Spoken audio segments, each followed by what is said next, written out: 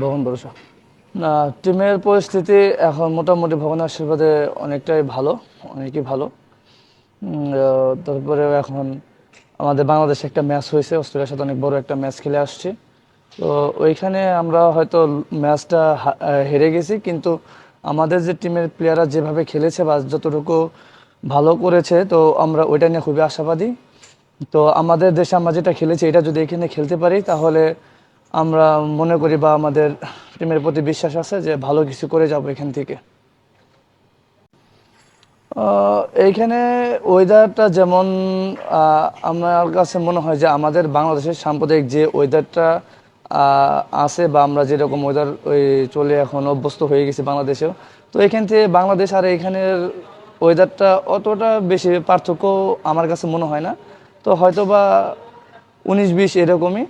কিন্তু এখন যাই হোক, ওয়েদার যেভাবে হোক সেটা তো আর বলে মাথায় নিয়ে চিন্তা করা যাবে না। তো আমাদের যে কাজ, আমাদের সেই কাজটাই করতে হবে। তো আমরা যে লক্ষ্য নিয়ে আসছি, আমাদের লক্ষ্য একটা, যে লক্ষ্য, ওই লক্ষ্যটা যেন পরিপূর্ণভাবে করতে পারি বা সফল হতে পারি।